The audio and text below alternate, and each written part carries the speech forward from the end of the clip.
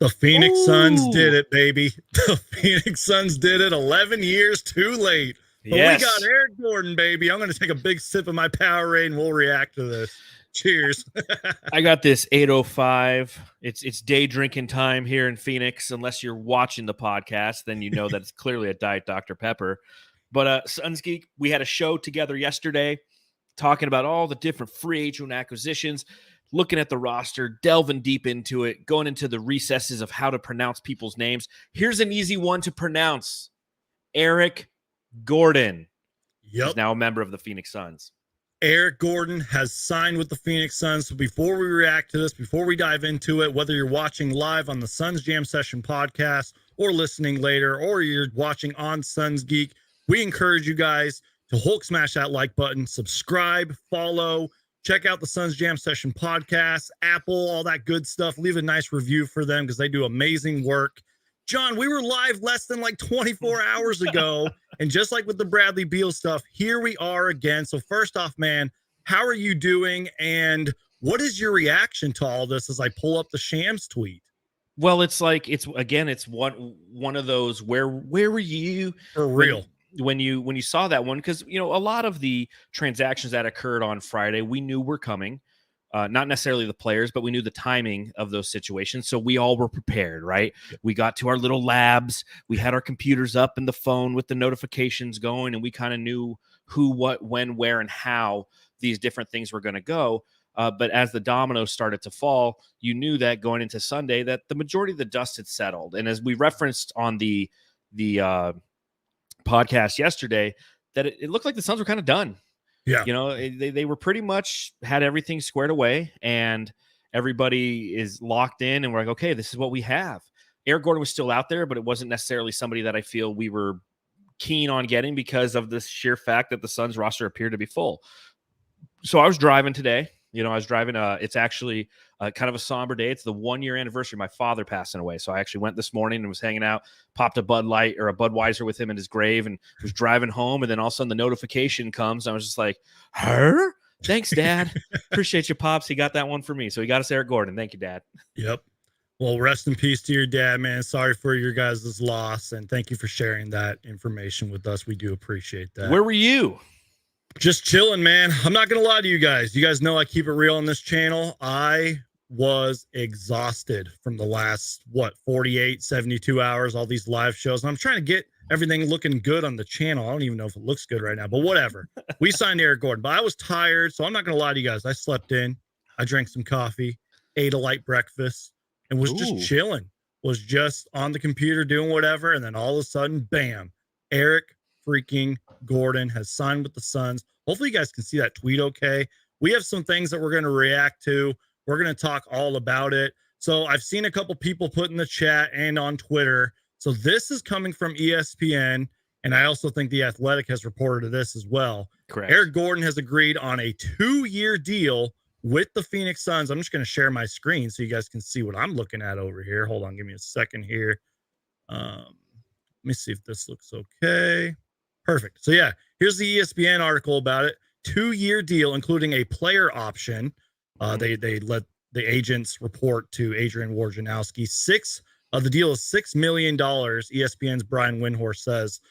And John, you know this. This is a huge move, man. This is a guy that, you know, we definitely saw up close and personal in the playoffs. Played very well against us in the playoffs. A veteran in this league, and for maybe like a split second was a former Phoenix Sun, you know what I mean? Because for maybe some of you younger, you know, Suns fans out there, or, you know, for all the bandwagon fans out there, you guys may not know that Eric Gordon wanted to come to Phoenix a long time ago. And I think we literally put out a red carpet for him, and we almost signed him. But then I think the New Orleans Pelicans or whatever, the Hornets at the time, they were the ones that, sorry, I'm playing around on here too much. They were the ones to pretty much match the offer. But that was a time when, you know, like, was Goran Dragic even on the team back then? Yes, you know, he like, was. Like, that's how long ago it was. This was before that famous 2013-14 team, which I am in love with, that won 48 games and nobody ever talks about. And we were trying to build a team like that. And Eric Gordon, unfortunately, did not sign. We're going to react to some stuff later. But yeah, man, this is huge. And just real quick, you guys, last year played in 69 games. Nice. 12.4 points, nearly 2 boards, 2.7 assists, 44% from the field, and 37% from 3. So, guys, we're just sitting here and reacting. We're talking all about it. Eric Gordon has signed a deal with the Phoenix Suns. And I'm hyped, man. Again, this is one of those things where were you? Like, I kind of got a little jittery, and maybe that was the coffee talking. But I got a little jittery when we made this move. But John, one thing I was thinking about here is this, now look, he could start, and we had great conversations yesterday about who's going to be our 5th starter, and maybe, like, let's say Josh Okogie might start a little bit, or whoever. Eric Gordon could potentially start, but John, feel free to disagree with me here. I'm okay if he comes off the bench. What do you think? I'm 100% okay with him coming off the bench. And I think that he actually fills a role that, as we explored who the potential 5th starter was for the Phoenix Suns, the other question we have is, who is the 6th man? Is Cameron Payne a true 6th man? No. So getting Gordon does give you a guy who's literally won the award back in 2016/17. He was the 6th man award winner, but he's going to be somebody who I don't think starts, but due to his offensive explosiveness and his capability to be a two-way player, to be somebody who can facilitate the ball if needed, he might not start, but he will definitely get the minutes with this team. He averaged last year playing with the Los Angeles Clippers and the Houston Rockets, like you said, 69 games. He averaged 28.5 points. Okay. Now, granted, in Houston, he started all 47 games, but he only started, and they were terrible. But he started 11 of the 22 games for the Clippers, and he averaged 24.9 points. If you look at his playoff run last season with the Clippers, again, he started due to the quiet Leonard injury. But if you go back and you look at just seasons in which he's primarily coming off the bench, right? He's still go back to like his 6th man of the year, where he played in 75 games, but he only started 15. He played 31 minutes. So this isn't just your standard guy who comes off the bench, gives you 20 minutes and sits down. This is another offensive threat that adds to that backcourt on a team that, as we mentioned yesterday, did a really good job filling the front court with size, athleticism, and straight up dogs. Guys who've had to work hard to get to where they are. Guys who are not ring chasers. Well, guess what? We got our first ring chaser, and he fits in fucking perfectly. Yep, exactly. So I got the basketball reference page pulled up so we can kind of get to know Eric Gordon a little bit, because yesterday we were reacting to like middle names and how to pronounce certain names and everything. So don't forget, even though the league was in a completely different place back then, was the 2008-2009 all-rookie team, won the 6th man of the year award back in 2016-17. I'm not going to lie to you, I forgot about that. I think he also has a 3-point contest championship to his name, played for a few different teams. But this is just kind of an overlook of his career. By the way, speaking of nicknames and stuff, The Hobbit. The Hobbit. That's fantastic. The Hobbit, E-Money, E-G, E-J, Splash Gordon, 3G, Air Gordon. I like The Hobbit. I might have to work that into a Suns jam session drop at some point. Do it. Please One ring to rule them all. One ring to bind them, or whatever. Do it, please. So, guys, I got to know. I'm going to try to keep my eye on the chat. What are we going to call Eric Gordon? Is it going to be any of these nicknames? Are we going to come up with one? We got to know. So put in the chat, what do you think his nickname should be? But John, you were talking about just how this guy fits in perfectly. He is a great scorer, veteran in this league and everything. But like, I just feel he chose us for a reason, because it was reported, I think it's even in the ESPN article and on The Athletic, that there were other options out there. I think it was the Golden State Warriors. Now, Chris Paul, the transaction there probably had something to do with that. But also, I think the Rockets or something. The Rockets were possibility. Yes. Now, I'll go on my Rockets rant later, but they've had an incredible offseason. By the way, shout out to Jock Landale, who got paid to go play for them, but we'll talk about that later. But yeah, man, just a veteran in this league. This is a guy that can also, even if he is coming off of the bench, man, sort of like in a Chris Paul role where he can calm the guys down a little bit, help take control of the game. We were talking about playmaking a lot yesterday. Can maybe do a little bit of that. I don't really know how he is on defense, to be honest with you, but I know that he's going to compete. I know he's going to play hard, and I am hyped. And I have to share this image real quick, John. And I know you saw the shout out to Ridiculous Cage on Twitter. It's so good. I had to tweet this. I had to react to it.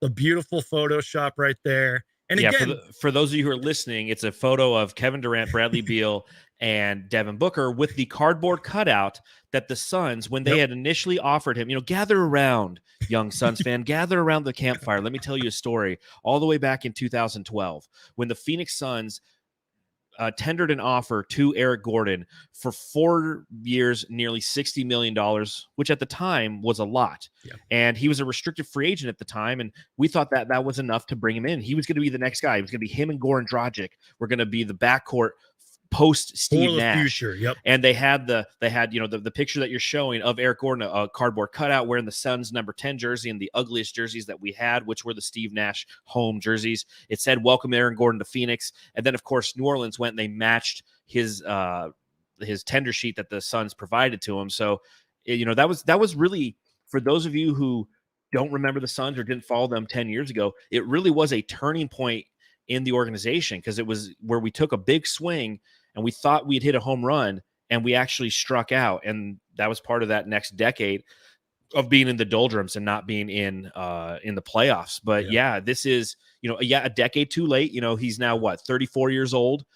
He's somebody who had, 15 years experience, and he's not nearly as a bulldoggy, if you will, on defense as he was. He's not. That's as why I was like, spry. I don't know how he is on defense, to be honest. He's not what he used to be. He was never an elite defender, but he was somebody I would classify as an above average defender at times in his career, earlier in his career. He's definitely, gone off a cliff.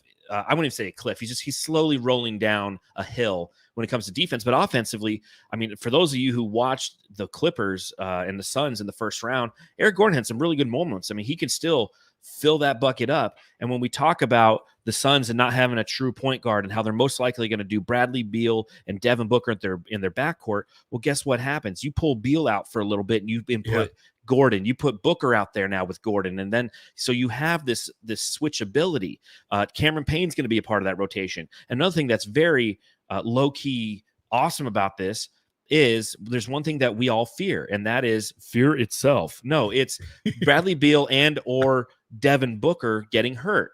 Well, now you have a security blanket behind them. Preach. So if Devin Booker does hurt his hamstring or Bradley Beal does, pull a calf, and instead of rushing him back and saying, okay, we need you guys back in 10 games, like, dude, take 20. We got Eric Gordon here and he can fill it up. Exactly. Absolutely. 100%. He's like Landry Shamet on steroids. I love it. Yeah, that's a good way to put it. This is going to be a huge signing, you guys. And we sort of referenced that yesterday, how just we have some insurances for certain situations, like maybe it's a campaign coming off of the bench and starting. That's an insurance right there. And then some of the other guys that we mentioned earlier, but this is the big one. This was the signing that, again, it might be a few years too late. And I was a little skeptical at times, even the past couple of years. I was like, would Eric Gordon really help us? But now with this roster, I truly believe it. Maybe it's a little recency bias. Maybe I'm a little overexcited, but damn it, I am excited for Eric Gordon to be in the Valley of the Sun. If you are just joining us, Eric Gordon, the news broke a while ago that he is signing with the Phoenix Suns. Looks like a 2-year deal. And I am just absolutely hyped for this. Real quick, because we keep talking about like 11 years ago, or however long it's been. This is another viral image that came with all that Eric Gordon stuff. I don't know who originally is that. Alvin Gentry right there. That's Alvin Gentry on the left-hand side of that. That's so good. I love that. I really believe. I think we did put out like a red carpet and welcomed him to the Valley. I think there was like a tour or something. And oh my goodness, man, I wouldn't doubt it. Yeah, it's just it's so good. And again, this is another guy who can close games as well if you need him to. The versatility that he brings to the lineup, and I don't care if you want to talk about quote unquote fit or quote unquote not fitting. The dude's coming in on a veteran fucking minimum deal, man. Yep. Like this is insane. What the Suns have done this offseason is literally just blown it up in such a positive way.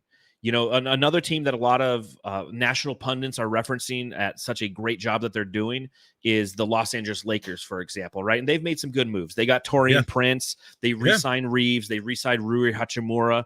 You know, but again, like that's Austin Reeves and Rui Hachimura. Like they had, you know, Rui is so inconsistent. He had like 2 good games in the postseason. And he has not lived up to a top 10. What a signing. What a signing. He hasn't lived up to a top 10 potential either. And then Austin Rivers, you know, he had a great year and he can play very hard. He can Rivers or Reeves. Or Reeves, whatever his name is.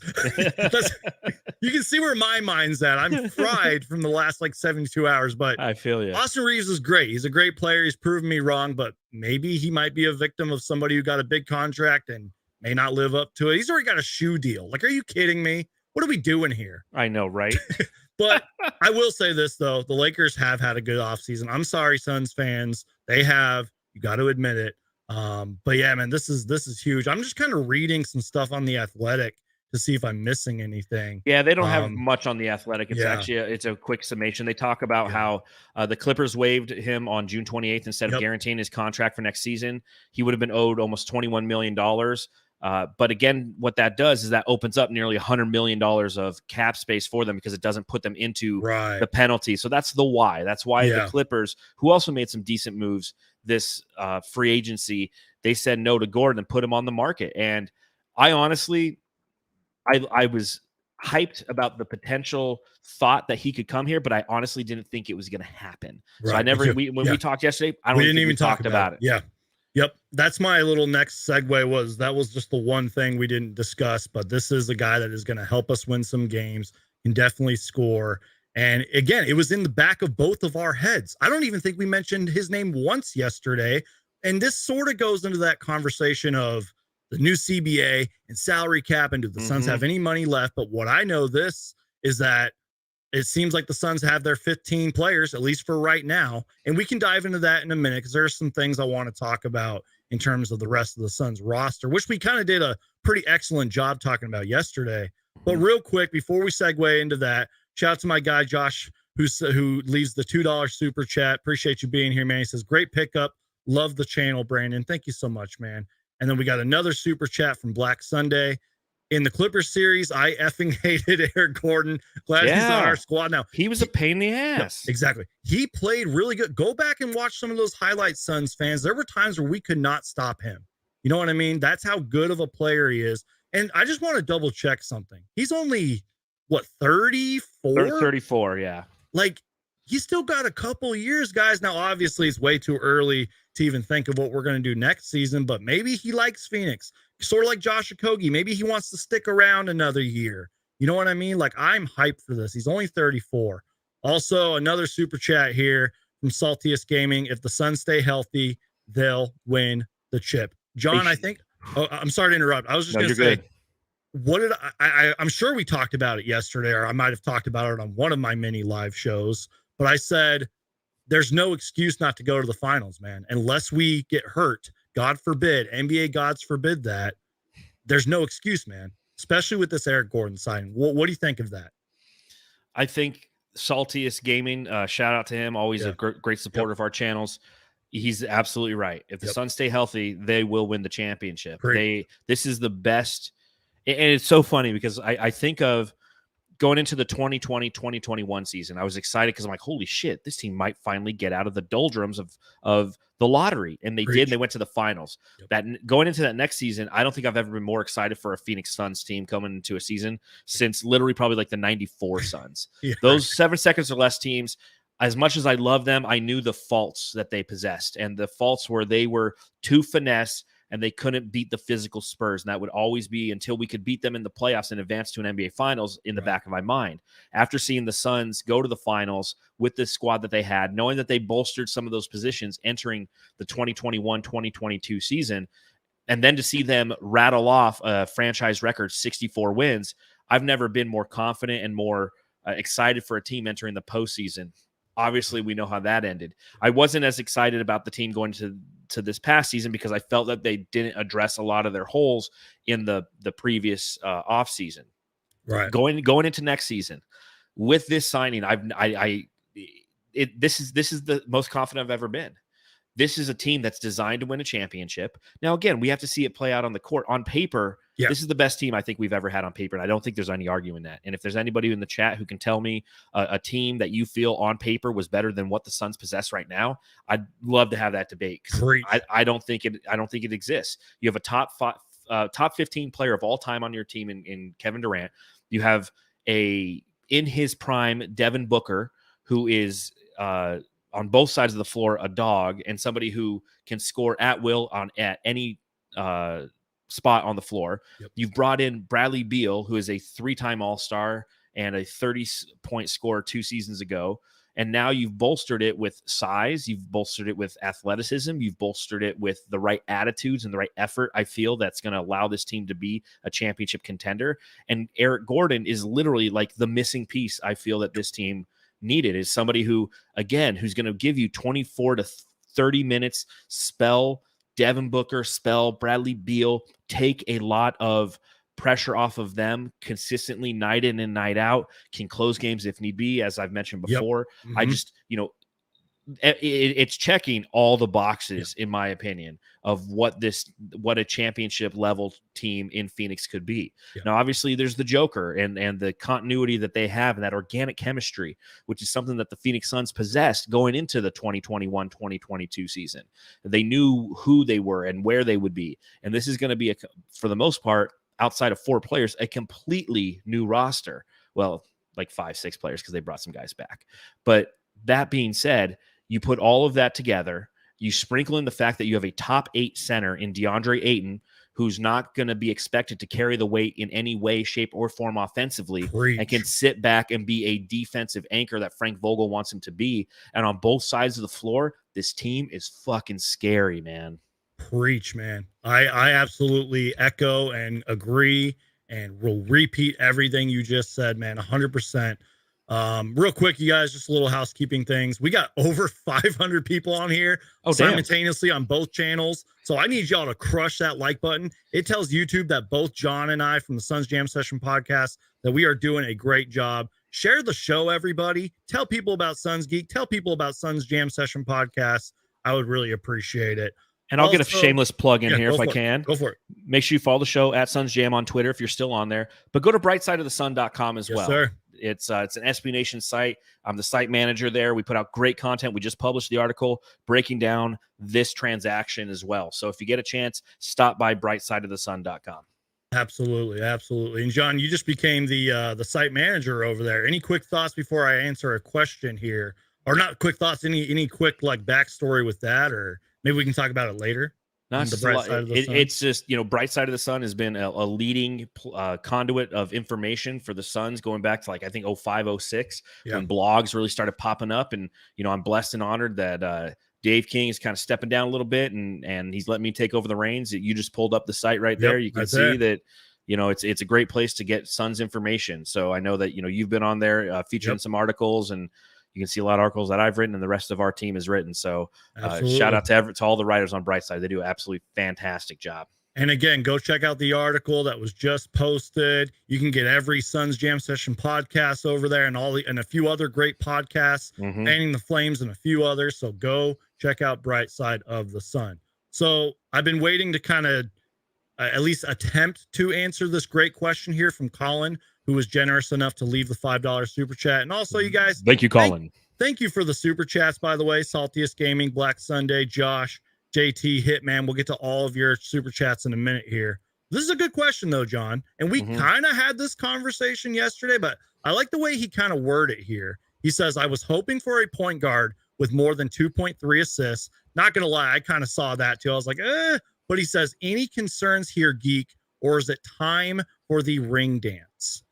Not necessarily concerned, and this sort of is going to, I might sound repetitive at this point, but I kind of feel it's true, though. This sort of goes back to the Frank Vogel and the Bradley Beal, the press conferences that we've had. They both said, and I quote, multiple ball handler attack. Yes. And we brought back campaign. So, I guess I can see your concern here, and it is a very fair question, a very valid question. But I'm not too concerned with it. That ball's going to be zipping around. You're going to have 3 of the best scorers in the NBA. 2 of them are at least going to be wide open. Same thing with Eric Gordon, a few other guys. I'm not too concerned right now. Maybe I'll be changing my tune down the road, but you know what? I'll take it, man. Well, what do you think about this great question here? It's a great question, and I'm not concerned with it either, because you have to look at it as, a little bit from the positionless basketball standpoint, which a lot of us are trying to break the habit of doing. Yeah. The Suns do have playmakers. You have Devin Booker, you have Bradley Beal, you have Kevin Durant. You have three guys who are part of your starting five who have the ability to play make. They're not just shot creators, they're playmakers. And I go back and I say, who just won the finals? Jamal Murray was the quote-unquote point guard. Yep. The year before, it was Steph Curry, quote-unquote point guard. The year before, it was Drew Holiday, quote-unquote point guard. So the traditional point guard that we're used to seeing, and that's why this question comes up a lot, is because as Phoenix Suns fans, this is a city built on the foundation of having quality point guards. Chris Paul, Steve Nash, Jason Kidd, Kevin Johnson, Stephon Marbury, Dick Van Arsdale. It's just this is literally a franchise that has the traditional one, if you will. And the Suns are moving away from that, and they're saying, hey, we want everybody to have the ability to be a point guard, right? We have everybody who can set somebody else up in transition and play with pace and not have to slow the game down and just run pick and roll after pick and roll after pick and roll. So I think that while traditionally we're sitting there and we're looking and we're like, okay, we're bringing in Eric Gordon. He's a guy who doesn't necessarily have the traditional stats that a point guard would have. As you mentioned, 2.1 assists. And on his career in 15 years, he averages 2.8, but he averages 16 points a game in 32 minutes played in his entire career. He's somebody who is, again, might not necessarily be a distributor, but is definitely somebody who's going to put the ball in the basket and open up opportunities, and have opened opportunities due to the gravity of the roster constructed. With Bradley, they're going to run it out there sometimes. We might see some KD at the 5. Yeah. And you have Beal, you have Booker, and you have Gordon out there. Or with KD at the 4 and 8 and at the 5. And you just spread it out. I mean, the versatility that this team has. They have some bigs. They got some wings. They got Yuta Tabus who can shoot. They got Damian Lee who can shoot. They've got Eric Gordon who can shoot. I guess the biggest question I have is Damian Lee going to give up jersey number 10 so Eric Gordon can wear it? I mean, we don't know. Absolutely. Yeah. And again, man, I had a kind of a scary, or not really scary thought. I had sort of a concern when you were talking about like some of the lineups. And you know how Monty was always like experimenting against certain teams? Yeah, in the playoffs. Yeah.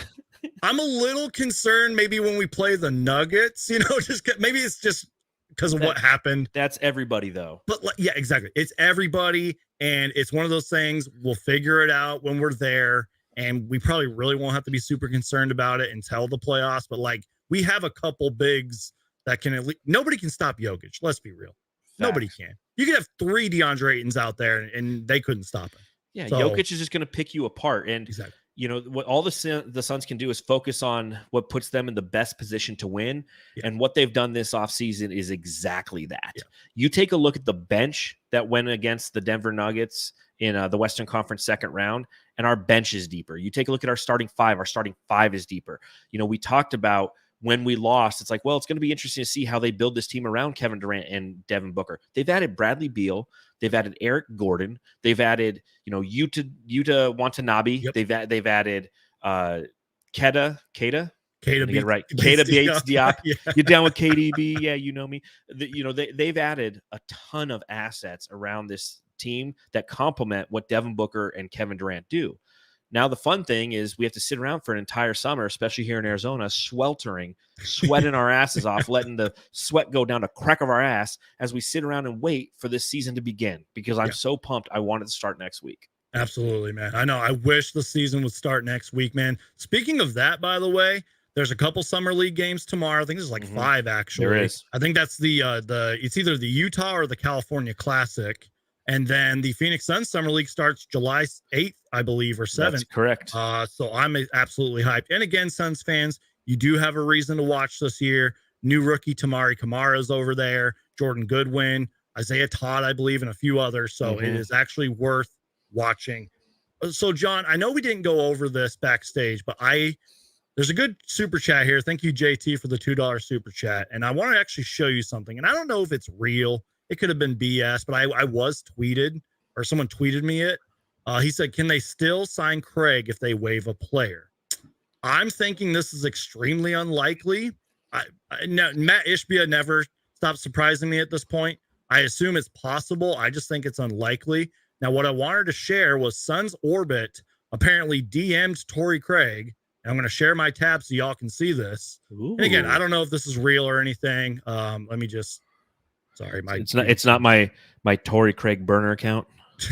I'm like, so I was tweeted it. He said, Torrey DM this at Matt Ishbia. Please bring him back. And then the DM here, I'll click it so you guys can see it. Hopefully you guys can see it. Let me just lower this real quick. He said, don't leave us, Torrey Craig. Sorry, let me just pull all this stuff down. How do I get rid of this? Just click on the comment again. Yeah, there we go. So he said, don't leave us, Torrey Craig. And apparently Torrey Craig responded and said, you got to tell them that it's not up to me. I don't know if you guys can see that, but that's apparently what Torrey Craig said to Suns Orbit on Twitter. So I just thought, and again, I know we didn't really go over this backstage, but that's a good question here from JT. Can they still sign Craig if they waive a player? I think it's unlikely, but it is possible at the same time. Maybe he wants to go to a contender, more minutes. But if this DM is real, and again, apparently he was on a live stream and was joking with the fans and said, like, we'll see what happens. Like, I think that's an actual clip you can find out there. So I don't know, man. What do you think about this? Well, they can definitely sign him. You can have up to 20 guys on your roster prior to the start of the season. You just have to chip it down to the 15 players, including two ways. I think what they should do is they should waive Ish Wainwright. Ish Wainwright has a non-guaranteed contract. So if you were to sign Torrey Craig right now, and then you waive him because you have to cut the roster down, you still owe him that money. Whereas with Ish Wainwright, the way that his contract works is it's not guaranteed until January 24th. So if he's on the team in December, they would just pay him up to that point in the season. You know, he's getting his paycheck every 2 weeks. And then once he's gone, he's gone. He's not guaranteed anything past that. So if they can, in a perfect world, Ish Wainwright's kind of like one of these things is not like the other. And it should be Torrey Craig taking that spot if they can make it happen. Now, again, Torrey Craig is one of many Suns that are currently still unrestricted free agents out there. Torrey Craig, Terrence Ross, TJ Warren, Darius Baisley. None of these guys, Bismack Biyombo, none of these guys have signed with other teams. So it's going to be, as these next few days kind of occur, it's going to be interesting to see if any one of them come back and if Ish is the guy who ultimately is on the chopping block. As I stated on yesterday's podcast, I think that they picked up his offer sheet for Ish Wainwright, that is, simply because it's a backup plan. Hey, we know we got Ish. We know he's a solid player. We know he's a good dude. He's a great human being. Let's bring him back. And then much akin to like Jock Landale, they initially tendered his offer. And then once free agency was coming around, they're like, oh, hey, we realized we can get Drew Eubanks, who's a better version of Jock Landale. Let's go ahead and pull that offer back because we don't need that security blanket of having him anymore. We can go ahead and we can give that offer to Drew Eubanks. The same could be said of Ish Wainwright. And if they can do that and keep Torrey Craig, I think that is another massive win for the Phoenix Suns in free agency. Yeah, if they can somehow swing this deal and get rid of whoever, even if it is, I hate to pick on Ish Wainwright, but if it is an Ish Wainwright and you get a guy of Torrey Craig's skill set, and again, the chemistry and the veteran leadership that he brings to this team, that's just that's the icing on the cake of that has been a plus Phoenix Suns offseason. And I said the word skill set, and that's sort of my next point. I just kind of wonder, because of what Torrey Craig brings to a team, if maybe he's going to want to seek another opportunity. Trust me, Suns fans, I would love to have Torrey Craig back, and I would love to have him back for the right price, but like, due to how the Suns have operated this offseason, maybe that's not what he's looking for. I don't know. Well, and the other side is, you know, when you're an unrestricted free agent, the first few days is literally you are testing the market to see what your value is. Exactly. And perhaps he is learning that his value and perceived value isn't what he thought it is, or teams just aren't willing to pay it right now because of the new CBA. And there's certain players, you know, he might want 6, 7, 8 million a year. And they're not, some teams aren't going to go, you know what, we're going to do our mid-level exception on Torrey Craig. Right. You know, so he might be testing the market.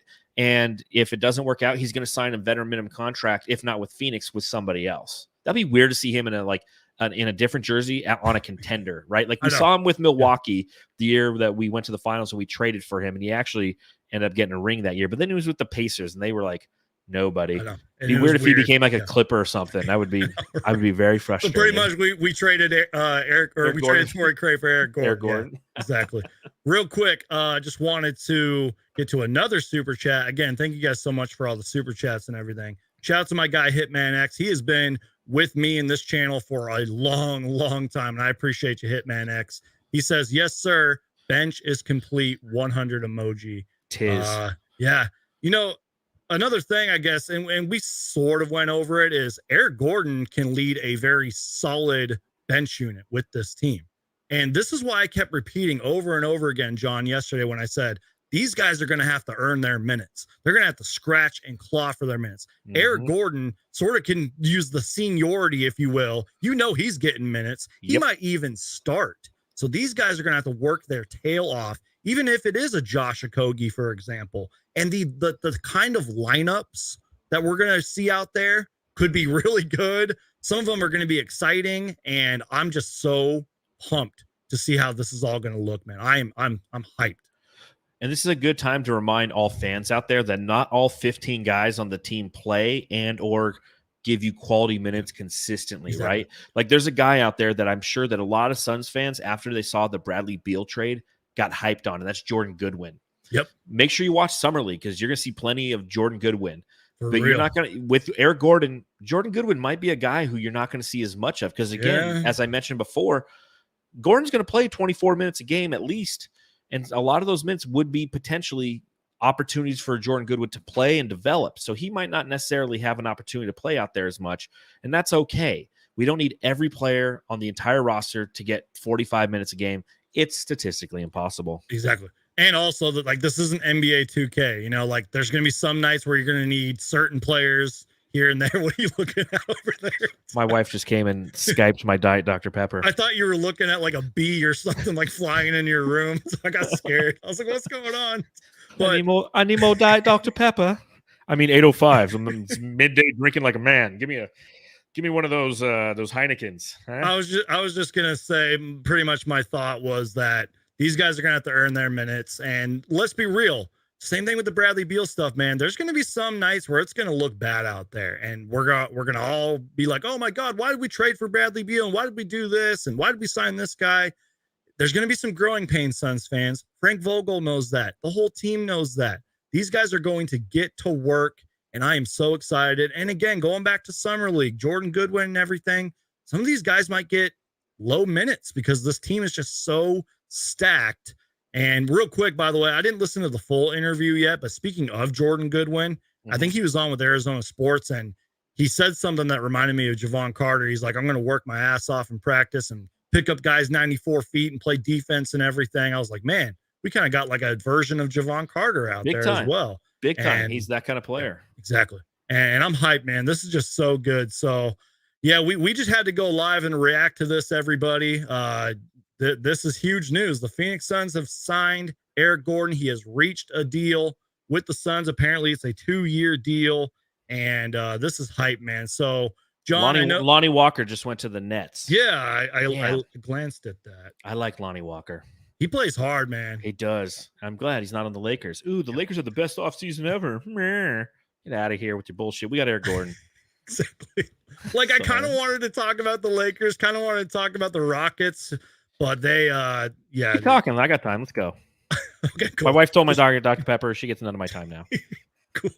Because I was like, I didn't know when he had to get out of here and everything. So knows when it's go time. We'll talk about the Lakers last because we always want to beat them, and this isn't a Lakers podcast. But I will say this: let's just talk about the Rockets real quick, because former Phoenix Sun Jock Landale yesterday got signed to a big deal. What was it, like 4 years? I don't even remember. 32 million. 32 million. Yeah. He got paid by the Rockets. And John, let me tell you, I know you've been following, but they have had a solid offseason. Adding a player like Jock Landale to their roster, I'm not saying they're going to win the championship. I'm not even saying they're going to make the playoffs, but they got Fred VanVleet. They got Dylan Brooks. They have a whole bunch of young kids over there, and you're adding Jock Landale. I probably missed the move that they did. They got Ime Udoka. They could be a really good team. And shout out to Jock, man. You know, he was a fan favorite over here. we talked about it yesterday. He played his ass off, wouldn't mind throwing an elbow, getting dirty and all that. He plays hard, man. Any thoughts on the Jock Landale move to the Rockets? Any thoughts just on any of that? Good for Jock. You know, I think that he had the carpet kind of pulled out from underneath him right before free agency started when the Suns rejected his initial offer sheet that they gave to him, as I mentioned before, and he turned it into $8 million a year, or seven something a year, you know, with the Houston Rockets. Now, part of that deal, it's not fully guaranteed. I think that it's a couple, you know, there's a couple options. I don't know if they're club or player, and that probably goes with the new CBA stuff too. Yeah. And I just like I'm unbelievably happy for Jock. You know, we know who he is, we know what he is. He's a fuck shit up guy, as I like to say. You need those guys on your team. He's going to be playing behind Sengun, but he's going to get he's definitely going to get minutes. That's for sure. Absolutely. And I think that he's somebody who is going to give them some depth and some hustle that they need. Now, obviously, his primary deficiency was on the defensive end, and you take a look at that team as a whole. You know, Fred VanVleet is a average defender. Dylan Brooks is a below average defender who acts like he's a fucking elite defender. You know, they got Kevin Porter and Jalen Green and Jabari Smith. So they got a lot of young guys who want to score. They have, was it Amen Thompson? Yeah, he went to them. He's an athletic freak, man. Yeah, he is. I mean, he's unbelievable. Yep. But they're a team that's going to be a good, I feel like, league pass team, a team that you enjoy watching, but they're not going to be able to put together stops defensively. I think they traded away Kevin Martin Jr. And they did just recently. Yeah, to the Clippers, I think, for like 2 second-round picks. I was like, fuck, I wish we had 2 second-round picks. I'd love to have that kid. He's a freak. But in summation, I'm very excited for Jock. You know, he kind of got the screw job on the way out of town, and he turned it into a very nice paycheck for himself. Yeah. Absolutely. No, I agree. And, you know, I'm seeing some little bit of feedback. I don't know if people are just scared of the Rockets or if they just don't believe in them. But think about it, man. They went from being a lottery team to getting a pretty damn good point guard in Fred VanVleet, who I know a lot of Suns fans out there wanted him. They got a defender and a weird personality in Dylan Brooks. And you mentioned one key name there was Alfred Sengun. A lot of people may not know about Alfred Sengun. He is a solid center who is super young, still growing, still developing. And you got Jalen Green and Amen Thompson and probably some other guys I'm forgetting. This team could be really good. And like, maybe they did overpay for Brooks and Fred VanVleet, but I think I'm okay with that, man. Like, sometimes you got to pay to win. And again, we're talking about the Rockets Suns fans just because Jock Landale just landed a deal with them. And I don't know. I'm just optimistic about young teams because we were once a young team. Let's humble ourselves, Suns fans. We were in a spot once like the Rockets where we were in the lottery trying to sign big players. And now look at us. Yeah, now we're signing Eric Gordon on veteran minimums. It's like, what the hell has happened, man? 4 years ago, you know, we started the podcast four seasons ago. It was the 2019-20 seasons when Matthew, my co-host, and I started that. I started writing for Brightside. I think January, February of 2020. I actually think my first article for Brightside of the Sun was March of 2020. It was a preview on Obi Toppin in the draft, and then the next day the entire world shut down. I was like, "What did I do? Did I break the internet? I wrote this piece, they published it, and they're like, fuck it, Boyd is writing, shut down basketball, shut it down now." So we've been doing it for so long, and that the team that we were back then with Papa Ricky Rubio and Kelly Oubre, and even that was a turn the corner type of team. To look who and what we are now, it's impressive. Yeah, absolutely. It leaves me speechless. Yep. It's great, man. This is just a huge move. This is a great day. This is one of the best off seasons in Phoenix Suns history, man. And I've seen a few tweets here and there. James Jones, even if it is Matt Ishbia running the show, James Jones deserves a lot of credit. If I said anything bad about James Jones, I take it all back.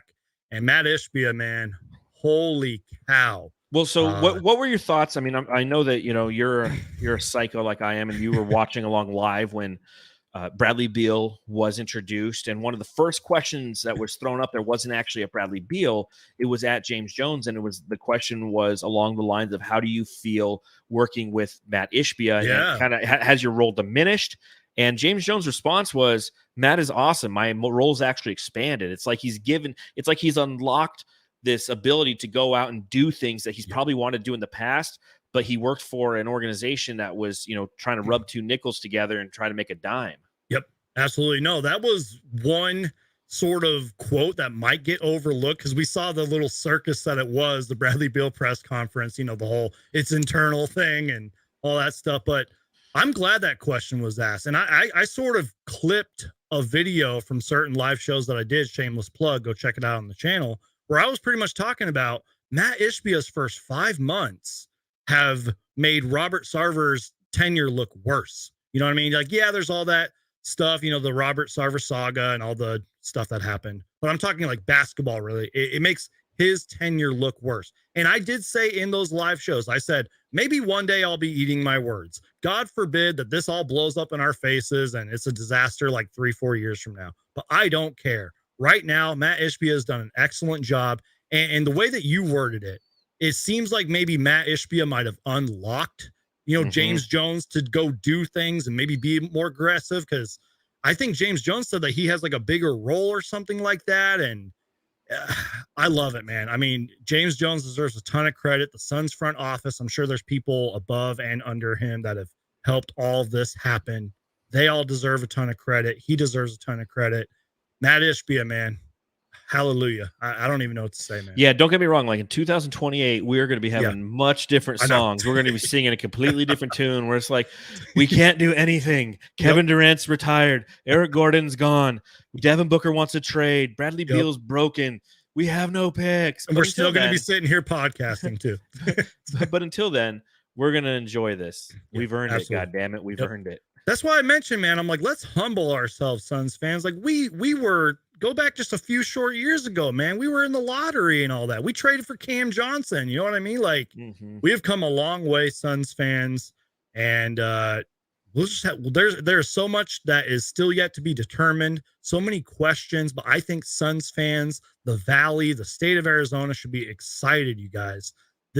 We've been a contender. We still are a contender. And unless, God forbid, the NBA gods, if there's injuries, there's no excuse not to go to the finals, man. We absolutely have to go to the finals. I guarantee you the odds on DraftKings have changed. Reflected what the Suns have done. And, they'll most likely still have the Denver Nuggets as the favorite as well. They should. They are the champs. They should. But Phoenix, that teams around the entire NBA, fans of basketball throughout the entire NBA are taking a look at what Phoenix is doing, and they're just going, damn. Like, for example, I'm a subreddit guy. I love Reddit. I hang out there a lot. I learn a lot there. And you see a lot of the comments if you go to the RNBA thread, and it says, Eric Gordon has agreed to deal with the Phoenix Suns, and you start to read a lot of different comments that fans are making, and it's like somebody said, how many times have the Suns tried to get him, finally got him, and that's huge. I mean, how true is that? Right. It seems like every time there was Eric Gordon was on there, we do Eric Gordon, and we finally got him. Somebody said their free agency signings have been pretty damn good so far. They got a good handful of long 3-and-D guys and some good off the bench scoring talent. This definitely fixed their depth issue. Because that's what everybody said about us. I'll hit you with a couple more comments that are on the subreddit. Go for it. Let's see here. Somebody said Phoenix already using their mid-level exception. Dang, it's like, no, we haven't. We haven't even used that. It's just there's a lot of, and this is the other side of this, Suns fans, get ready. If Twitter works again, get ready, because opposing fan base is going to be coming after the Suns. It's guaranteed. What the Suns have put together is a bona fide super team on paper. Bona fide. So anytime that the team underperforms or goes through a 3-game losing streak, you're going to hear it. Oh, well, you got this, that, and the other, and you still can't win. Just my one bit of advice for all Suns fans out there. You ever seen the movie Pulp Fiction? Yep. There's that part at the very end where they're in the diner and you got Jules, who's played by Samuel L. Jackson. He's like, bitch, be cool. Bitch, be cool. We got to be cool, man. We got to be like Fonzie. What's Fonzie like? He's cool. Yep. That's what I want you to be. I want you to be cool. Let's just be cool. Let's just enjoy the ride.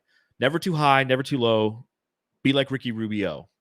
That's what we have to do, because everyone's going to be gunning for us. All the fan bases are going to be gunning for us. They beat us. There's going to be that game that we're going to lose to the Rockets. Yep. And man, we're going to be pissed. Like, damn, that's one we could have won. And their fan base, for those of us who are actively engaged in social media, and then like for us, we do post-game podcasts, the Suns Jam Session podcast. If you don't know, after every single Phoenix Suns game, we go live right here on YouTube, Facebook, Twitter, and then we post the audio shortly thereafter. And in the chat, there's always opposing fans. Yep. And it's hysterical to me. It's like, your team just beat the Suns. How do you celebrate? I'm going to go to their podcast and talk shit. Like, especially Warriors fans, they're absolute worse. Yeah. But that's a good question. So you have Stick Hide right there. He says, we're going to win 70 games. Yep. Way too early prediction. All right. Way too early. July 2nd. How many games do we win, Suns Geek? Way too early prediction. Before the Eric Gordon signing, I think I don't know if it was, I'm losing track of how many live shows I've done. So I'm losing track of who I've had these conversations with, whether it was me or you or whatever. Before we got Eric Gordon, for some reason, 52 to 53 was sort of my answer. I don't know why. I just felt 53 in my veins. But now with Eric Gordon, screw it. I'm going to go high up. 57 wins, baby. We're going to win 57 games. What about you? What do you think? Put it in the chat, by the way, everybody. I think the Suns this season, and again, way too early predictions. Yeah, way too early. We have no idea the way that the rest of free agency is going to pan out. We have no idea what the season's going to look like. I mean, you look at last season and the way that the Western Conference was. I mean, what the Suns end with, like 47, 48? Yeah. Somewhere in there. I don't even remember. But it was just, I know that it was a kerfuffle right there in the middle. This is a 60-plus win team, in my opinion. This is a team that they could win like 65 games. They could go like, 65-17. So, they have the talent. Yeah, absolutely. They have the talent. Because, look, every season's different. And this year we saw a lot of parity and everything, which I love that, by the way. It just goes to show how talented and amazing the NBA is. But if we do win over 60-something games, this goes back to your kind of point earlier when you said this is on paper one of, if not the best Suns team ever assembled. And Coda Kid says we're going to win 82 games. Let's go. Jay, I don't want to butcher your last name. Jay says 60. Apparently Richard Jefferson said 40. What's up with that? I don't know. 58. Mark says we're going to win 60 games, 60 plus. And then Suns win 65 this year and set the franchise record. If that happens, oh wow, I'm the chat. I'm trying to update the chat, but it's flooded right now with. If I missed your win prediction, I'm sorry. Like, you should see what I'm looking at here. Lace Bacon says 60. I'm seeing a lot of 60s. Someone says 68. Fabio says 69. Nice. Giggity. So many. I can't even keep up right now. That's how many are flying in.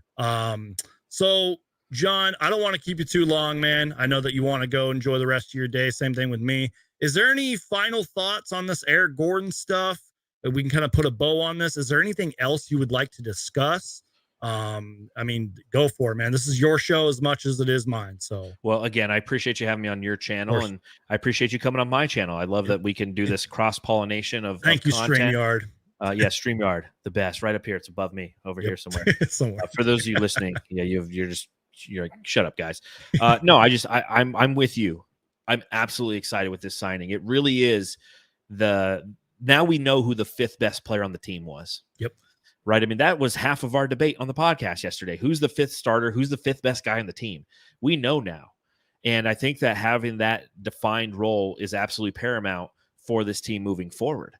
I think that the Suns might not be done yet. So don't go to bed tonight being like, well, that's you said that yesterday. You said it yesterday. We're not done. Yep. And so there's still some opportunities out there. And I think that when you have a roster like this, you have people knocking on the door, like, yo, can I come in? I hear good things. I want to be a part of this amazing experience that's happening. I think that the excitement level, again, is through the roof, knowing that we have Frank Vogel, who's a defensively minded guy, who's got a lot of good offensive guys around him, and hopefully won't be fumbling the lineup like a millennial looking up a plumber in the yellow pages this upcoming season and postseason. I'm looking forward to that as well. So, I stated it earlier, and I'll probably continue to state it as we continue to crank out content throughout the summer, is, you know what? I think that we have to. I want the season to start now. We have to be ready for the season to start. And I see Jalapeno 23. What's our starting five as of now? It's still up in the air. I honestly think that I think that's a Bradley Beal and Devin Booker backcourt. I think KD plays the 3. Yep. I think Keita Bates Diop plays the 4, and DA plays the 5. And then that's your baseline, and you start from there, and then you adjust accordingly. If Keita Bates Diop makes sense and he's knocking down his corner threes, and the defense is appropriate enough to where both he and DeAndre Ayton are not only providing quality shot deterrence on the defensive end, but snagging defensive rebounds and preventing offensive rebounds, then that's what you want. You have your scores up front, and you got your defensive guys in the backcourt. If that doesn't work, and you need to put Yuta to, I keep wanting to say Yuta to boost, Yuta Watanabe, you put Watanabe out there and see what he does. And maybe if you want to, throw KD at the 4 and then go with Eric Gordon, at the 1 and Beal at the 2 and Booker at the 3, there's plenty of options. Here's what I ask everybody. Go just plug it on 2K and see what happens. I don't know. For real. Nope. I got to go do that right now. Yeah, I know. I'm going to echo and repeat everything you said, man. So we're putting a bow on this, Suns fans. We pretty much have talked about it all. Just one more thing I want to go over, and I don't know if you have to get out of here, John, but Suns Summer League, we kind of referenced it earlier. Here is the schedule. Let me just lower this real quick. Here is the Suns schedule. We got Phoenix Suns basketball in a few days, everybody. Yeah. First game is against the Milwaukee Bucks, and Bucks. NBA TV, if you're able to watch it. I'm planning on doing some Summer League stuff as well, so you guys can subscribe to Suns Geek for all of that. I just wanted to share this graphic with you guys. And I got to talk to my podcasting partner, see if we're doing post-game shows after Summer League. We might just be that crazy. I don't know. I mean, hey, we got the time now, and unless there's some massive trade or another big signing, we're going to need something to talk about, John. So that's why I wanted to bring this up. We actually have a reason to watch Summer League this year.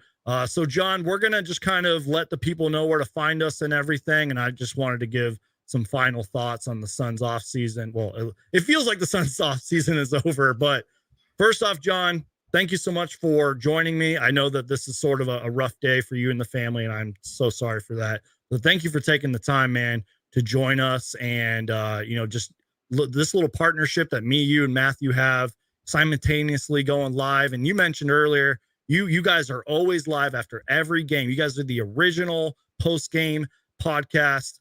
I'm glad that I've been a part of that as well. And you guys do incredible work. Congratulations on your new position with Bright Side of the Sun. And everybody, go check out Bright Side of the Sun after the show. I'll make sure to put it in the description. So, John, just any final thoughts you want to tell the people where to find you? Twitter apparently may not be a thing anymore, but I know you guys are on TikTok and Instagram and all that stuff. Bright Side of the Sun. Tell the people where to find you, man. Yeah, at Darth Void on Twitter. You can follow our show at Suns Jam on Instagram, TikTok, and Twitter if it still exists. Yep, right. Check us out on YouTube. Make sure you, as Suns Geek mentioned, stop by brightsideofthesun.com. Give us some reads there if you will. And, again, keep those notifications on this summer. Whenever we go live, moments like this, if your notification's on, it's showed on your phone, boom. Suns Jam session, Suns Geek, they're going live. I can pop in and be a part of that experience when it occurs. So that's why it's a good idea to have those notifications on. But again, thank you for having me on your channel and being on my channel simultaneously. I think it's fun, and it's nice to know that there's another psycho out there like me who's like, something happened, run to the computer. I don't know why. I was just like, I wonder what John's doing. I'm going to DM him, especially since we just went live like less than 24 hours ago. Give me 30 minutes. I'm driving home. I'll be there. Exactly. Yep. So again, you guys, that's why John mentioned it earlier. Like, just turn on the notifications. Stay by your phones. Subscribe to Suns Jam. Turn on their noties. Turn on my noties, because anything could happen. We didn't expect this, John, and here we are. Bam. Eric Gordon signs with the Phoenix Suns. It is ring season, baby. Let's go win this championship. Yes. Go home. Hyped. Yep. Go home and love your hobbits. Go home and love your hobbits. Go home and love your families. Thank you guys so much for watching. Subscribe to Suns Jam. Subscribe to Suns Geek. Crush that like button. Eric Gordon is a Phoenix Sun. And again, if it has to deal with the Phoenix Suns, I'm going to make a video about it. Peace.